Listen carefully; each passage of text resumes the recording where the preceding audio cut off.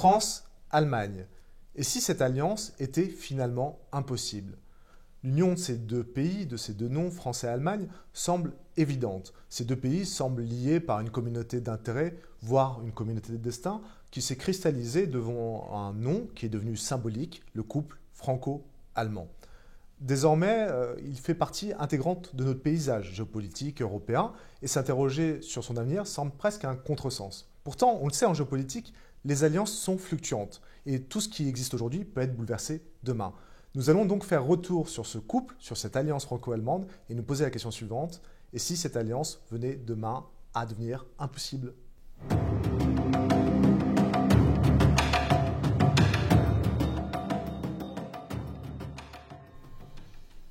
Fabrice, bonjour. Bonjour Olivier, bonjour à toutes, bonjour à tous. Je l'ai dit, on parle de quelque chose qui est complètement ancré dans notre imaginaire collectif, qui semble immuable, c'est le couple franco-allemand. Alors c'est une alliance, c'est une coopération, c'est une collaboration, voire même on a parlé parfois de l'amitié franco-allemande qui a été incarnée par le couple Mitterrand-Kohl, je pense qu'on reviendra là-dessus. Mais il faut peut-être voir historiquement ce qui a créé cette dynamique entre ces deux pays. Une dynamique paradoxale, puisqu'on commence par une période contrastée, dramatique, avec des épisodes guerriers. On va revenir là-dessus aussi. 3 grandes guerres qui ont été en intensité croissante et qui ont construit le rapport entre ces deux pays. Puis, une phase, après la Seconde Guerre mondiale, de collaboration, de co-construction et donc de véritable union ou d'alliance. Alors peut-être Fabrice, le mieux pour débuter, c'est de revenir là-dessus et d'essayer de construire avec nous cette histoire. Oui, je crois que vous avez raison de revenir sur ce long passé, serait-on tenté de dire. Et j'imagine que certains de nos auditeurs, spontanément, nos étudiants vont dire « Oh non, non, non, non, c'est tellement récurrent, ça a tellement été visité, appréhendé dans les livres d'histoire, dans la scolarité, dans les différentes émissions qu'on peut envisager, qu'on a le sentiment que ces liens entre ces deux États, depuis 150 ans, sont connus de tous, sur tous les aspects. Pourtant, à travers les deux dynamiques que vous esquissez déjà, j'ai le sentiment qu'on pourra mettre en particulier en exergue un certain nombre de points qui vont permettre de mieux comprendre les spécificités extraordinaires de cette relation, mais qui vont également créer l'opportunité de nous amener sur la réflexion de cette alliance qui paraît évidente et qui pourtant pourrait se révéler impossible. Donc effectivement, on a deux dynamiques. Une dynamique d'un affrontement particulièrement dur, sur lequel on va réesquisser quelques aspects, et puis dans la continuité, de façon symétrique, d'une alliance dont on va dire la profondeur serait d'autant plus étonnante que l'affrontement a été redoutable. Alors cet affrontement déjà, bon, évidemment c'est les deux grandes guerres mondiales qui viennent spontanément à l'esprit, la Première Guerre mondiale 14-18 et la Seconde Guerre mondiale ou la Deuxième Guerre mondiale 39-45. Ce qui serait déjà intéressant de souligner, c'est que dans l'esprit de beaucoup d'observateurs politiques, on peut penser à Winston Churchill, on peut penser à Charles de Gaulle, c'était déjà une guerre de 30 ans, qui reprendrait donc d'ailleurs le terme de la guerre de 30 ans au XVIIe siècle en Europe centrale, et une guerre de 30 ans en fait de 1914 à 1945. Et à mon sens, il faudrait même prolonger le raisonnement. Vous allez voir pourquoi ça va être intéressant. Ce serait même une guerre de 74 ans, du 18 janvier 1871 au 8 mai 1945, parce que je trouve qu'on a trop tendance à occulter un peu le premier conflit, qui est le conflit franco-prussien. Alors j'imagine que certains de me rétorquer « Oui, mais c'était pas l'Allemagne ». Oui, d'accord, mais enfin l'Allemagne est née dans la Galerie des Glaces au moment de la défaite de la France en 1870. L'Alsace-Lorraine a été arrachée à la France à ce moment-là. On remarquera d'ailleurs que va naître de cette situation une omnibulation française, je crois que c'est quand même le terme qui convient, de la récupération de l'Alsace-Lorraine, dont on voit bien que ça va contingenter énormément les logiques. Et que, si vous me permettez de revenir un instant sur cet aspect, je crois que Christopher Clark a très très bien montré dans Les Somnambules, un ouvrage qui est consacré aux causes, à la recherche des causes de la Première Guerre mondiale. C'est un éminent historien de Cambridge, dans un ouvrage qui fait 780 pages, que les causes de la Première Guerre mondiale ne se résument pas à c'est la faute de l'Allemagne, sinon on n'aurait pas écrit 780 pages. Et que d'ailleurs, j'invite nos auditeurs à aller le lire, car il y aurait de très très grandes surprises. Autant la Seconde Guerre mondiale a sa cause unique, serait-on tenté de dire, dans le nazisme, autant sur la Première Guerre mondiale, c'est beaucoup plus compliqué. Donc là, il y a un effet, on voit bien, déjà de revanche. Et puis évidemment, ensuite, il va y avoir le traité de Versailles du 28 juin 1919, dont on sait bien qu'il va être perçu comme un diktat et qui va nourrir le nationalisme allemand. Donc on a déjà là une sorte comment dire, de prolongement dans 3 guerres, avec en plus des dimensions qui vont sans arrêt, même si ça pouvait paraître impossible à l'époque, se dépasser en horreur. Parce que la guerre de 1870 a déjà été très très dure. Il n'y a qu'à relire les écrivains français, notamment de l'époque, pour voir à quel point la défaite a été un choc. Puis ensuite, on a bien sûr le choc de cette guerre qui devait durer que 3 semaines, où laquelle on partait la fleur au fusil et où on a duré dans la boue des tranchées avec les gaz pendant 4 ans. Et puis on finit avec, bien sûr, l'horreur particulière due au nazisme avec les camps d'extermination, d'abord l'occupation et puis la Shoah. Donc on voit bien que là en plus c'est un cataclysme. Et ce qu'il faut bien avoir à l'esprit, c'est qu'il y a 2 dimensions qui me paraissent importantes à conserver. C'est que d'abord le conflit est long. 74-75 ans va revenir de lutte dans laquelle en fait c'est le cœur de la géopolitique. C'est-à-dire qu'on n'envisage pas, c'est très difficile à expliquer aux étudiants ça. C'est très difficile, on verra sur une Allemagne qui est plutôt effacée aujourd'hui, de réappréhender un monde géopolitique dans lequel l'Allemagne est un acteur central et dans lequel l'opposition entre les Français et les Allemands, c'était presque le cœur du rouage de la géopolitique. Quand on reprend les auteurs, je pense notamment à Jacques Bainville, il y a Christophe Dickens qui a fait une thèse à l'université en histoire sur la pensée des relations internationales de Jacques Bainville. Ce n'est pas le seul, hein. On a Action française, Maurras, enfin, on a toute une culture politique, alors certes très à droite en France, qui est obsédée par l'Allemagne dans les années 30, même que dans les nationalistes allemands, on sera obsédé par la France dans les années 30. Donc on voit bien que c'est le cœur de la géopolitique. Ce qui m'amène à une comparaison qui peut paraître un peu audacieuse, mais sur laquelle je reviendrai en fin de séance. J'ai été amené à resituer ça ou à comparer ça sur l'histoire militaire des guerres puniques, 264 avant Jésus-Christ, moins 146 avant Jésus-Christ, Jan Le Boeck, parce qu'on a vraiment l'impression que c'est ça en fait. C'est Rome contre Carthage et Carthage contre Rome. Il y a une sorte il y a des conflits qui s'espacent à intervalles réguliers, mais tout d'un coup, il y a comme une résurgence automatique d'un affrontement qui chaque fois devient plus fulgurant jusqu'à temps que l'un des deux soit totalement éradiqué. Donc c'est quand même quelque chose de très spécifique. Et puis alors, on a cette deuxième période qui est assez exceptionnelle et dont je crois que là, il faudra évoquer à la fois, alors de façon évidemment succincte, rapide et synthétique, si tant est que ce soit possible, les événements majeurs et, Olivier, vous nous y avez invité, les symboles. D'abord, il faut se rendre compte que ce que je trouve extraordinaire avec la classe politique des années 50, c'est cette extraordinaire révolution intellectuelle qui consiste à comprendre, moins de 10 ans après la Seconde Guerre mondiale, et toutes les horreurs dont on découvre, encore une fois sur le nazisme, que le partenariat franco-allemand est indispensable. Et donc la CECA, cette communauté européenne du charbon et de l'acier, qui est trop souvent décrite sous un simple angle économique, alors qu'on voit bien qu'il s'agit de mettre en commun le charbon de la Ruhr et l'acier de l'Alsace-Lorraine, donc d'empêcher que les deux puissent à nouveau faire des canons.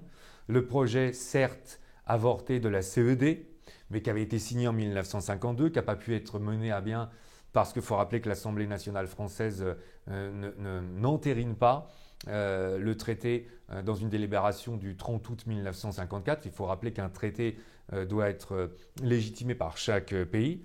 Donc on a quand même déjà 2 événements forts. Et puis après, on a le traité de l'Élysée en janvier 1963, qui là met vraiment le traité d'alliance en place entre De Gaulle et Adenauer, et puis qui va être prolongé par des accords entre Schröder et Jacques Chirac en janvier 2023, justement en janvier 2003, pardon, date anniversaire dans lequel on cherche à pérenniser dans le temps une terme de récurrence entre les ministres français et allemands. Donc là, on voit bien qu'il y a tout un système, sans parler aussi des jumelages, dont la vocation principale de ville française à ville allemande ou de ville allemande à ville française consistait à faire qu'on se connaisse plus, en partant du principe que c'est la méconnaissance de l'autre qu'amènent les guerres. Et puis jusqu'à la brigade franco-allemande créée en 1989, qui est quand même en automne 89, qui est quand même incroyable, c'est-à-dire qu'on réunit des unités françaises et allemandes dans un corps, sous une autorité intégrée. Et là, on voit bien qu'il y a toute une démarche qui consiste vraiment concrète. Là, c'est des événements concrets. Et au-delà de ces événements concrets, les symboles sont multiples, mais j'en vois en particulier 2 qui me semblent incroyables. C'est que le 14 juillet 1994, on a des troupes allemandes qui défilent sur les Champs-Élysées. Alors bien sûr, c'est dans le cadre de la construction européenne, bien sûr, c'est dans le cadre du rapport franco-allemand, bien sûr, c'est dans le cadre de la brigade franco-allemande, Mais pour avoir relu les réactions, quelqu'un d'aussi profondément européen que le président Valéry Giscard d'Estaing s'était montré très opposé à cette initiative. Et sur les plateaux télé, on le voyait même empreint d'une profonde émotion à l'idée de dire on fait défiler les Allemands sur les Champs-Élysées. Enfin, il y a des limites quand même. Ce à quoi François Mitterrand a dit non. Mais là, ça dépassait le simple combat politique. C'était pas ça. Là, il y avait l'idée de dire là, on va plus loin. Et puis alors, en termes d'image, il y a quand même en automne 84, moi je crois que c'est la plus belle image franco-allemande. C'est assez saisissant. On a Verdun. On voit le président de la République française, François Mitterrand, et le chancelier allemand Helmut Kohl, qui partagent l'événement ensemble déjà, qui vont au fort de Douaumont, donc là où il y a les ossuaires, etc. Donc là déjà, il faut imaginer la pesanteur quand on voit les images. On les voit arpenter d'abord un cimetière allemand, puis le cimetière français. Et il y a une image qui est exceptionnelle, parce que non prévue par le protocole en fait. Il y a une fanfare allemande qui joue la Marseillaise, donc là on cumule tous les symboles. Et là il y a un moment, il y a François Mitterrand qui tend la main, c'était pas prévu, et il y a Helmut Kohl on voit bien d'ailleurs, qu'il avance tout doucement, et François Mitterrand la grippe et ne la lâche pas. Et on voit bien là un moment qu'il y a Helmut Kohl qui le regarde, et qui se ressaisit une première fois, puis qui le regarde une deuxième fois, et on sent on sent dans le regard, dans le visage, qu'il y a une sorte de remerciement. Enfin, il y a quelque chose de très fort qui se passe là. Là, on n'est même plus dans l'analyse politique. On est dans le sensoriel pur. Et là, c'est quand même quelque chose de très très fort. Ce qui me fait dire que quand on voit cette évolution-là, l'amitié franco-allemande, il faut quand même rappeler qu'elle peut servir d'exemple pour beaucoup de pays aujourd'hui qui seraient dans l'animosité, dans l'affrontement. Parce qu'il faut voir d'où on vient et s'émerveiller de voir ce qu'il a déjà été possible de faire quand on voit à quel point on s'était opposé. On voit dans la charge émotionnelle de la scène que vous avez décrite tout le contexte spécial qu'il y a autour de cette alliance et de cette union entre la France et l'Allemagne. On voit aussi que ces deux pays ont cherché à se construire sur la scène internationale, ensemble, et qu'elles ont essayé de lier leurs atouts dans une sorte de jeu de miroir assez fascinant où chacune regarde l'autre en essayant de capter la lumière de ce qu'elle a de meilleur et réciproquement. Alors, est-ce qu'on pourrait décrire justement quels sont les atouts qu'on voit les uns chez les autres? Oui, c'est exactement ça. J'aime beaucoup l'image de captation de la lumière telle que vous la déployez, parce qu'en réalité, dans cette alliance franco-allemande, il y a quand même une sorte de démarche symétrique qui consisterait à essayer c'est pas récupérer, mais de bénéficier du point positif du pays avec lequel on est partenaire. Dans un premier temps, on a envie de dire que l'Allemagne, ce qu'elle recherche clairement, objectivement, là, j'ai envie de dire, chez la France, c'est une voix. Une voix au sens d'une parole ou d'une présence. Parce qu'évidemment, il faut comprendre une chose, c'est qu'après 1945, comme c'est déjà légitime, naturel, après une défaite militaire cinglante, le vaincu est écarté des relations internationales et de la géopolitique pendant un temps plus ou moins long et pendant les circonstances. Mais là, déjà à la lourdeur de la défaite, serait-on tenté de dire, se cumule l'opprobre ou l'ignominie du nazisme, qui fait que là, il y a une sorte de mutisme qui s'impose à l'Allemagne, qui est tétanisée, qui peut absolument plus du tout parler. C'est même plus possible. Les Allemands eux-mêmes ne l'envisagent pas. Et donc, en fait, on aurait dans cette première alliance le fait que la France, qui donc va acquérir un siège au Conseil de sécurité suite à la Deuxième Guerre mondiale, qui continue à être une grande puissance parmi les vainqueurs dans le monde, prête sa voix, sa prestance et son aura à l'Allemagne qu'on est totalement privé. Et ça peut étonner de dire ça aujourd'hui, mais là aussi il faut rappeler une autre image qui je crois est très très forte pour mesurer jusqu'à quel point ça a été très très lourd à porter pour les Allemands, y compris plus tard. Et là, paradoxalement, je me mets plutôt sur un événement qui s'est passé à l'Est avec la Pologne, mais quand on voit le chancelier allemand en 1970, Willy Brandt qui s'agenouille devant le monument des morts du ghetto de Varsovie, ghetto de Varsovie qui avait donc été écrasé par la Wehrmacht et puis par les nazis lors de la première insurrection de Varsovie en 1943. Et donc là, on mesure en 1970 encore tout le poids qui fait que l'Allemagne s'interdit de parler. Et donc, on est dans une situation très très particulière. Donc en fait, l'Allemagne passe par la France pour parler et pour exister. Donc ça, c'est très fort. A contrario, on a la France qui est dans la recherche, elle, je serais tenté de dire, d'un corps ou de retrouver un corps parce qu'on a quand même la France dont l'image est abîmée dans les relations internationales. Alors, autrement, c'est-à-dire, c'est plutôt la puissance, parce qu'il y a quand même la défaite de 40, qui met à bas l'image de l'armée française victorieuse de 14-18. Il y a l'occupation pendant 5 ans. Il y a la décolonisation assez heurtée et pas fluide et pas réussie, qui amène la France à être mise en cause dans les relations internationales et qui change de toute façon son empreinte ou son emprise dans les relations internationales. Donc on a l'impression qu'à travers l'Allemagne, la France cherche à récupérer, on va dire, une projection de puissance. D'ailleurs, c'était totalement reconnu par Charles de Gaulle, qui disait que l'Europe, ça devait être le levier d'Archimède de la puissance française. Donc on voit bien qu'en fait, la France recouvre sa puissance à travers l'idée de la construction européenne et à travers le partenariat avec l'Allemagne. C'est un partenariat d'autant plus intéressant qu'en plus, les Allemands vont réussir leur reconstruction économique, que la France n'a pas forcément la même croissance, même si elle est importante durant les 30 Glorieuses. Et là, me semble-t-il, il y a un troisième paramètre qui est assez important à souligner, parce qu'il est rarement mis en exergue sous cet angle-là, Olivier. C'est le fait qu'avec le traité de Maastricht en 1992, les Allemands acceptent l'euro. Et souvent, on dit, ah oui, mais bon, quel avantage pour l'Allemagne. Mais à l'époque, l'Allemagne a le mark. Et quand on regarde les taux d'échange entre le franc français et le mark, on voit bien que le mark est le symbole de la reconstruction économique allemande, de la réussite économique allemande après 1945. Et j'ai presque envie de dire, on y reviendra, dans un pays qui ne peut plus s'accrocher à son passé, c'est même la fierté qui reste.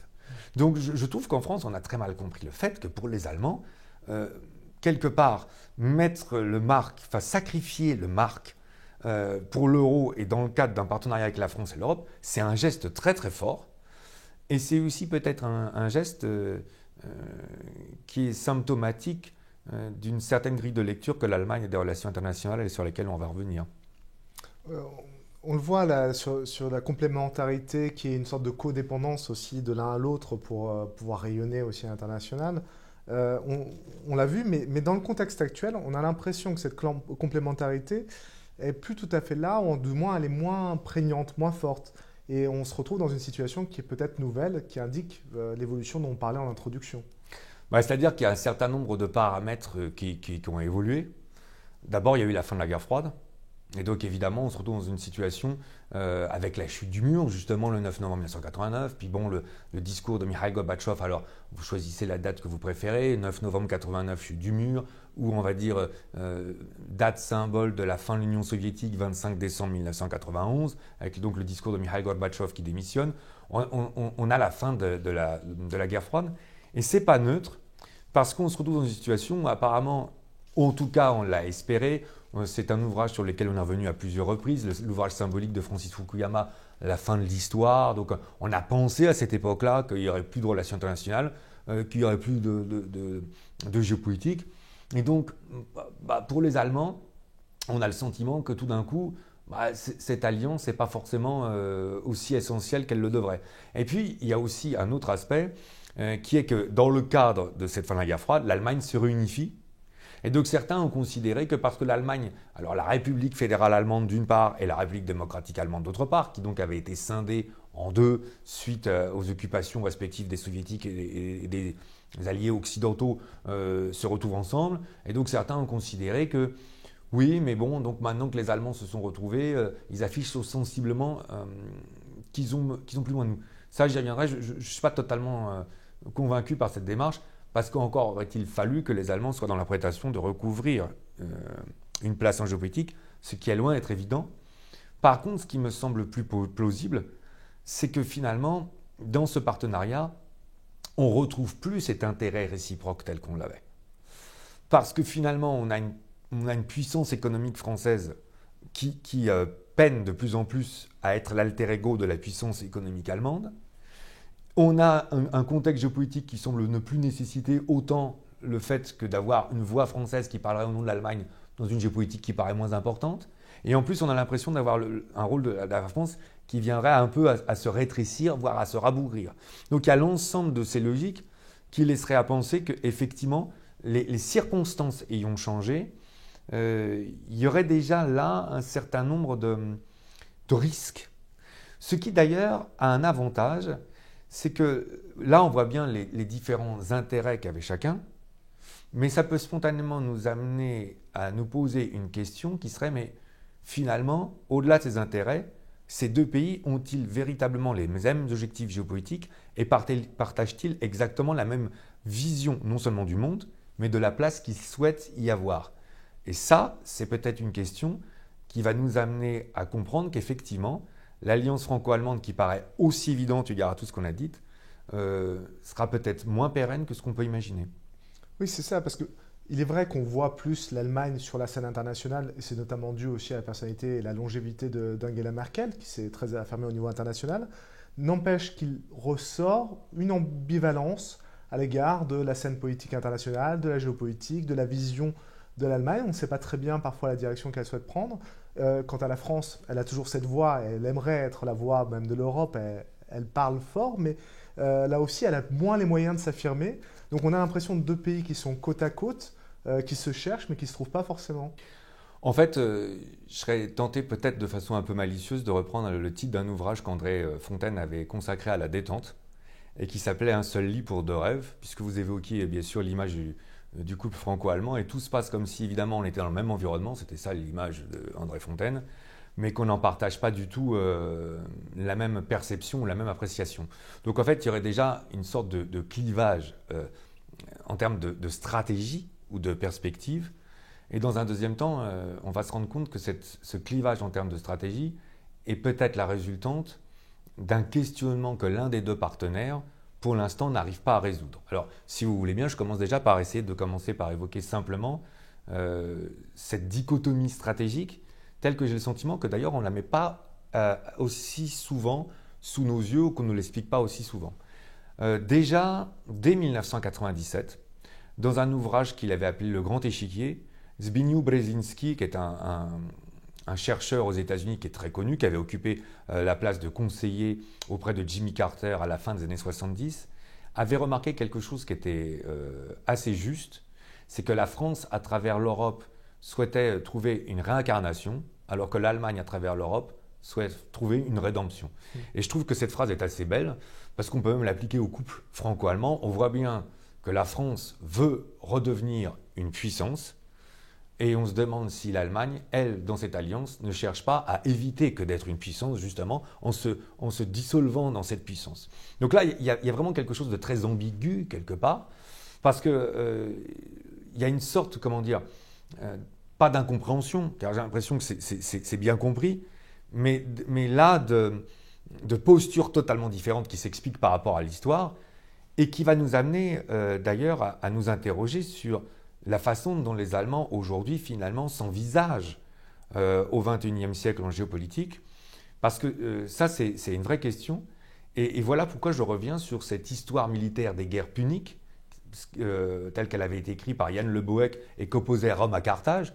La comparaison a peut-être surprise certaines de nos auditrices ou certains de nos auditeurs, mais à quoi étais-je en train de penser?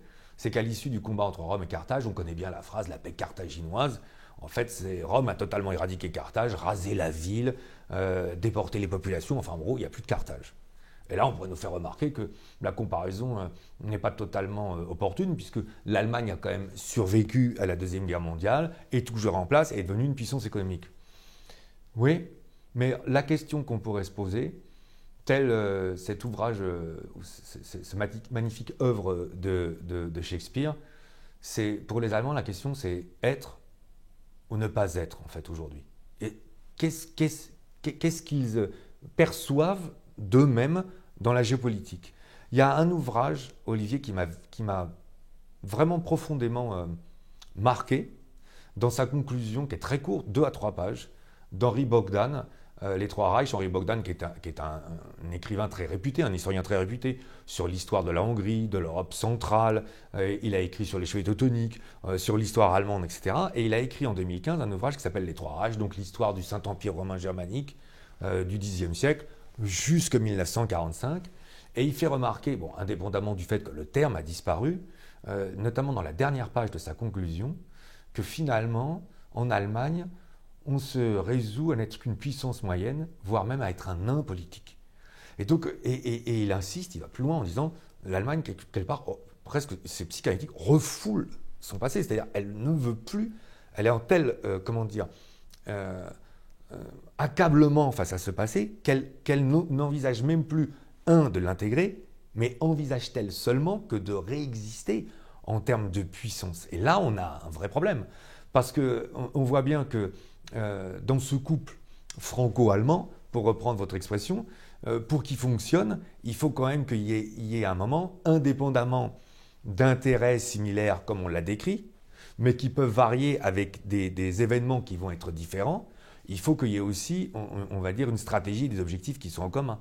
Or là, ce dont on se rend compte, de plus en plus d'ailleurs, parce que ce qui est assez étonnant à la fin donc, du mandat de Trump, et ça n'a pas été assez relevé non plus, ça je trouve, c'est qu'il avait quand même un avantage, c'est ce qu'on appelle un peu la stratégie de l'épouvantail. C'est-à-dire qu'il avait tellement décrié les Européens, il paraissait tellement décalé par rapport à la grille de lecture que nous donnent les États-Unis, que même les Allemands finissaient par se dire bon, on peut rien faire dans le partenariat américain, donc il va falloir effectivement construire une puissance européenne, une armée européenne, etc. Et depuis l'élection de Biden, et le fait qu'on a l'air de retrouver quelque chose de beaucoup plus apaisé, finalement, les Allemands ont l'air de totalement se satisfaire de ce que disait Henri Bogdan, à savoir ne pas être une puissance militaire, dissoudre une puissance politique dans le cadre de l'OTAN et d'un partenariat avec les États-Unis d'Amérique. Mais alors là, par définition, si on s'inscrivait dans cette situation-là, on serait clairement sur une remise en cause de l'alliance franco-allemande, parce qu'on serait même au-delà dans une remise en cause de la construction d'une Europe politique. Alors Fabrice, dans cette perspective et les menaces qui planent, que vous venez de pointer à la fois sur le couple franco-allemand et aussi sur l'Union européenne, quelles sont les logiques sur lesquelles il convient d'être vigilant à l'avenir ? Alors, me semble-t-il, il y en a effectivement 2 ou 3 qui me paraissent essentiels à observer à l'avenir pour voir si on va aller sur une pérennisation de cette amitié franco-allemande ou plutôt sur un risque que celle-ci soit en difficulté, voire soit amenée à, le cas échéant, ne plus être en place. D'abord, évidemment, il va y avoir l'évolution politique en France et en Allemagne. Il y a notamment un cas qui me paraît très très important, c'est qu'on sait bien qu'Angela Merkel, après une succession de mandats qui sont très très longs, ne va pas briguer à nouveau le poste de chancelière. Donc là, on va avoir un passage en termes d'exécutif en Allemagne qui va être très important, et dont je m'empresse de dire qu'il ne s'agit pas uniquement de regarder quel serait le résultat des élections en 2021 pour se faire une opinion, parce que là, il faut s'inscrire sur le long terme, et donc c'est plutôt sur 10 à 15 ans, de voir à travers l'ensemble des nouveaux chanceliers tels qu'ils vont se mettre en place en Allemagne et de la politique qui vont suivre, quelles sont l'attitude ou l'orientation qu'ils vont bien vouloir donner à l'Allemagne en termes d'affaires étrangères. Alors évidemment, la réciproque est vraie, c'est très important aussi de voir, a fortiori avec la constitution de la Ve République et le poids essentiel qu'a le président de la République dans le cadre des affaires étrangères, de voir quelles seront dans les élections en France, là aussi, qui sont assez proches. Ça va être un indicateur fort sur la volonté française sous cet angle-là, dans son partenariat avec les Allemands. Et ensuite, il y a 2 dernières choses qui me paraissent importantes pour que cette amitié franco-allemande soit non seulement pérennisée, mais qu'elle soit porteuse en réalité d'une dynamique dans la construction européenne politique. Et ça me paraît fondamental, car on avait eu l'occasion de le dire. Je crois qu'on peut peut-être s'oser une sorte d'argument personnel. Est-il possible d'envisager dans un monde géopolitique du XXIe siècle dans lequel on a des grandes puissances de plus en plus en place et qui, en réalité, géopolitique, retrouve toute sa dimension au XXIe siècle, contrairement à ce qu'on pouvait s'attendre, et dans une logique de rapport de force, est-il possible de ne pas au moins mener une réflexion sur une Union européenne qui serait une Union européenne à dimension politique? C'est une vraie question. Et dans le cadre de cette question, évidemment, là, l'amitié franco-allemande est centrale, car on n'imagine pas une évolution d'une Europe politique sans que les Français et les Allemands, pour l'ensemble des raisons historiques qu'on a évoquées et des poids démographiques ou économiques respectifs, n'y jouent un rôle. Et là, peut-être que ce qui serait intéressant, c'est de s'adresser à chacun des deux pays pris séparément, et qu'il faudrait peut-être que la France fasse preuve peut-être d'un peu plus de, je ne sais pas si humilité est le bon terme, mais remise en cause. Car l'image que donne souvent la France, c'est un peu difficile pour les Français de nous en rendre compte, mais l'image que donne souvent la France dans ses logiques de l'Union européenne, c'est qu'elle cherche effectivement à se servir de l'Union européenne comme d'un levier d'Archimède pour pouvoir remettre en avant la prestance de la puissance française. En gros, l'Union européenne lui donne un corps ou une assise, une démographie qui permet à la France de reparler de sa voix, on va dire, multiséculaire dans les relations internationales. Donc là, je pense que ça, il va falloir que les Français fassent peut-être un effort. Mais alors, par contre, il y a une question clé, elle aussi, qui s'adresse aux Allemands. C'est les Allemands, et qui s'adresse aux Allemands et à laquelle il va falloir qu'ils répondent.